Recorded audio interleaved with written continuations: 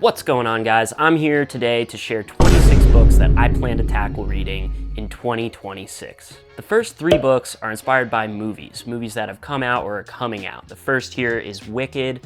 I love the first movie, really love The Wizard of Oz, both the movie and the book. I've actually heard a lot about how Wicked reads a lot darker and more fantasy driven, a little less like a screenplay. To me, that would be a service to L. Frank Baum, who wrote The Wizard of Oz, because if you ever do get a chance to read it, it's a lot darker. Even though it's a children's book, it pulls no punches. Project Hail Mary coming out 2026. Andy Weir, he's a hilarious author. I love The Martian.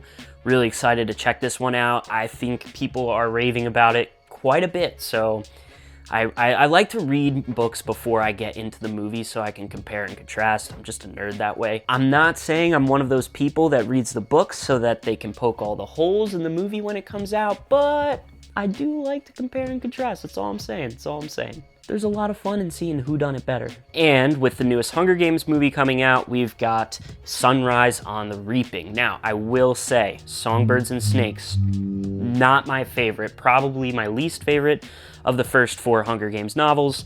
Don't know if it was a money grab, but it did call back a little bit of the nostalgia of the childhood for those who read it. Sorry, Suzanne Collins, I mean no offense, just not your best work. Not your best work, but this one, I'm hoping you make a comeback. I'm hoping you brush the dust off and you're ready to go. The characters involved in this one, from what I hear, Haymitch is gonna be his Hunger Games, so I think a lot of people are gonna really wanna see that, and I wanna read it first. Now, I know The Odyssey may be coming out this year. If so, I gotta do my research. That's probably gonna be added to the list, but this isn't a list of 27 books, it's a list of 26.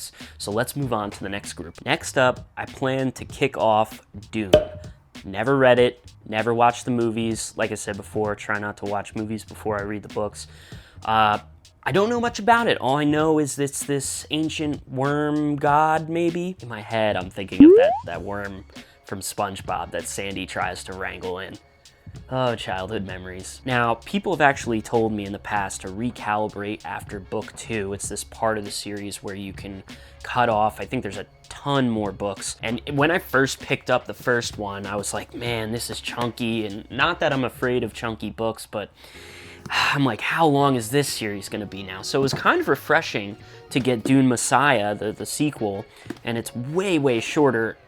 I'm excited by that. It's not as daunting. Let me know in the comments if I have that right. Like, do I read beyond this to get the gist of the story? I typically don't like to buy beyond the first 2 books. I'll never judge a fantasy series on just the first book alone. These things go miles and miles deep, so you gotta give it at least that book 2 chance. But if I can't get into it after that, usually that's my cutoff point. Maybe that's the snake oil sales pitch that I've been given, just to cut it after 2. Oh, sweet memories of ice. You are next. You are next.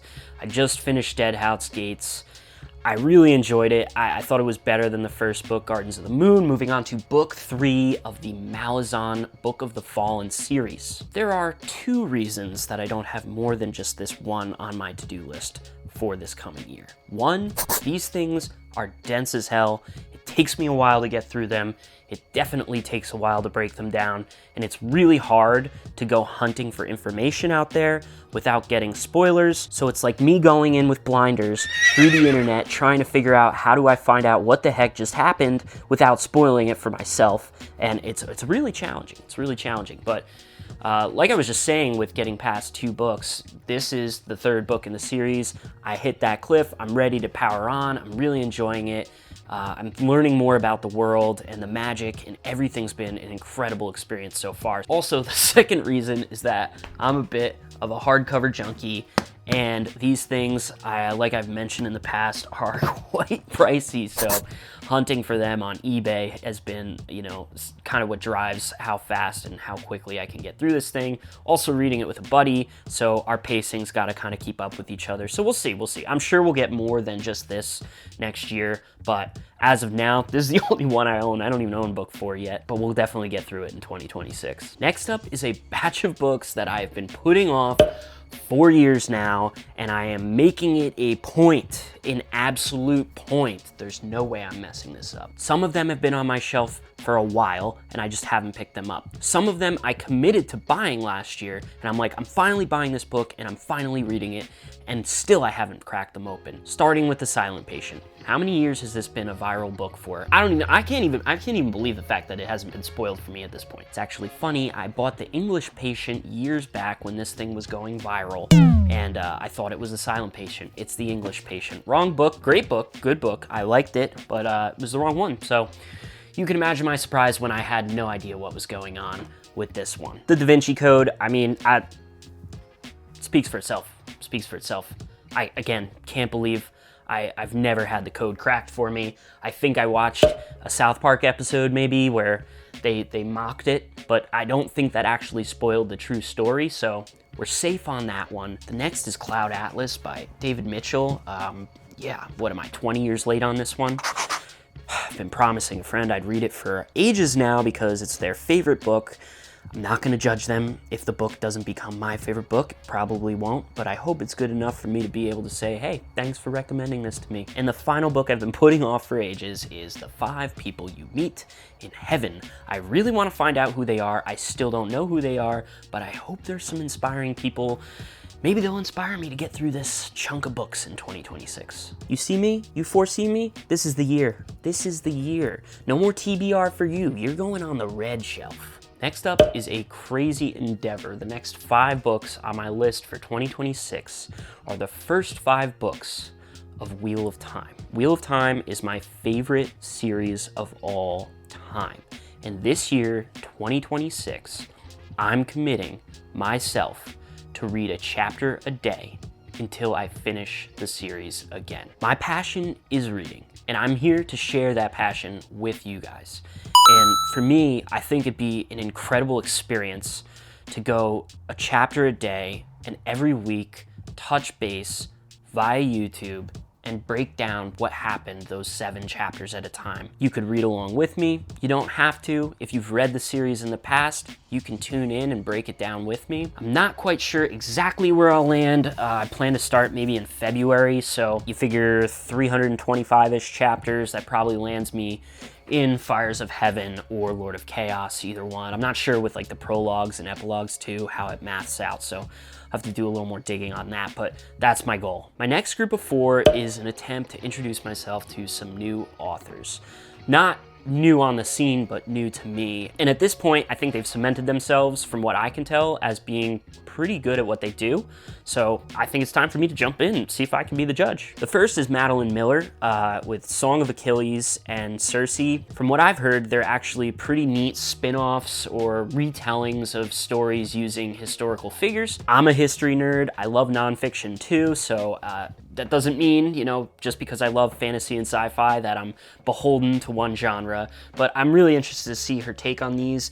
And then Erin Morgenstern, seriously, like, raving reviews everywhere. The Night Circus shows up on so many top standalone fantasy novel lists that I'm just like, I had to grab it. And then when I was looking for her book, I ended up coming across the Starlist Sea too, so why not just go for both and see how I like them. I have been kind of burned by some hype-ish books in the past. Not that they were awful, but books like The Midnight Library or Addie LaRue, they're just like, oh, the hype was so high that they were gonna never meet it. And I feel like that's when I saw Song of Achilles come out, I figured, okay, here we go again, I'm gonna hold off. But years later, I still see people talking about it.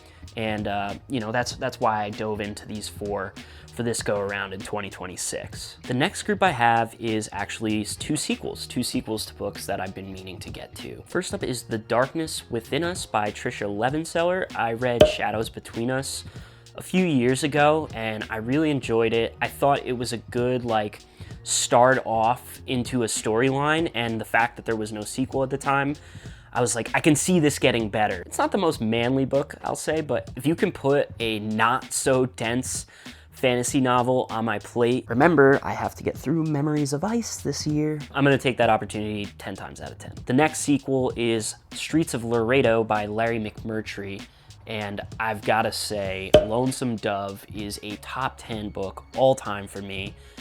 It's amazing. You should absolutely read it. It melts you. It's got emotion. It's got everything. I'm not expecting Streets of Laredo to hit that peak. The first book won a Pulitzer Prize, but this is still, you know, if I can see any reintroduction to some of the characters and where they left off, his writing style is fantastic. I feel like it's really hard to find standalone novels with a lot of acclaim that don't somehow get converted into a sequel. I remember when Priory of the Orange Tree came out and people were arguing over, oh, is it gonna be a one and done? No, it's gonna go on, now there's more books. A major pet peeve of mine is avoiding books that do not have a completed series. A Song of Ice and Fire has probably scarred me for life.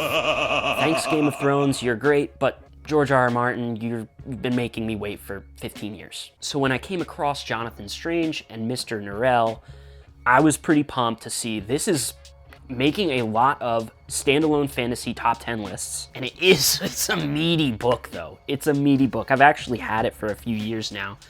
And no, I'm not putting it off any longer. I just want to dive right in. And it's funny because that rabbit hole led me to Susanna Clarke's other bestseller, Piranesi. So they're both on the list, and I'll have no FOMO of other books coming or waiting on anything. I'll be able to read them. Similarly, a book that stands on its own, another bestseller, Donna Tartt's Secret History. I like to think that some of these books like The Goldfinch or Lonesome Dove, these books that may be the Pride and Prejudice or the Anna Karenina of our time. We don't know it yet. If you relay the story of the Goldfinch to somebody 50 years from now, I think it's gonna hold up incredibly well. I'm really impressed with her as an author, and I have a feeling that Secret History has a chance to be on that level too. To cap off 26 books that I plan to finish in 2026, I'm going with 2 books I reread every year. The first is Meditations. As you can see, there's no shortage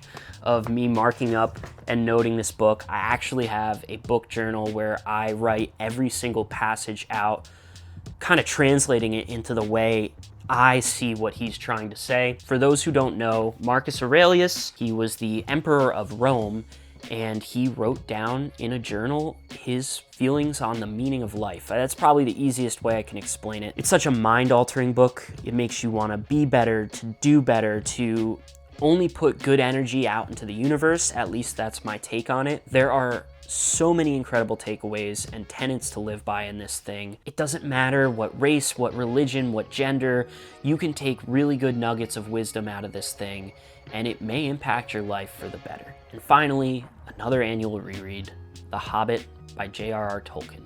This book was gifted to me when I was 11 years old on my birthday by my grandparents.